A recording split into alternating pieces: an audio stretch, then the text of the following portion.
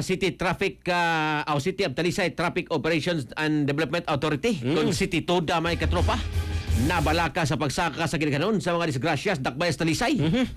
Ato ning siren pinagi sa report ni katropang John Layman Chavez Viking. XFM Yes, manager. Report.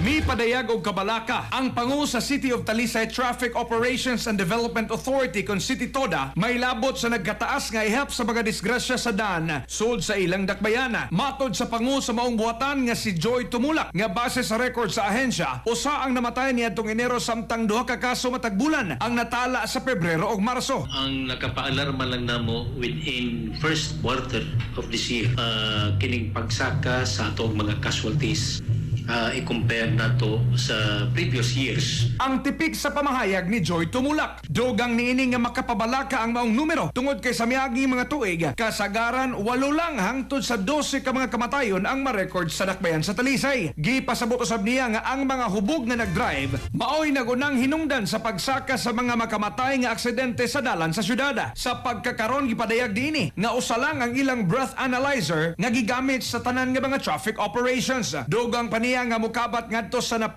hangtod sa 15 ka aksidente sa dalan ang ilang madawat nga report matag adlaw sud sa ilang area of responsibility. Aron masulbad ang maong problema, magpahigayon ang City Toda og serye sa mga seminars alang sa mga drivers karong katapusan sa buwan sa Mayo. Gilauman nga moapil sa maong pagbansay-bansay karong buwana ang tanan nga mga emergency vehicle operators gikan sa 22 ka barangay sa dakbayan sa Talisay. Mga katropa, aron mas mulig-on ang panglawas, pagtumar og Santhone Plus Gold alang sa nagkahiusang Pilipino para sa Pilipinas. Kini ang inyong katropa, John Lay Viking, XFM News.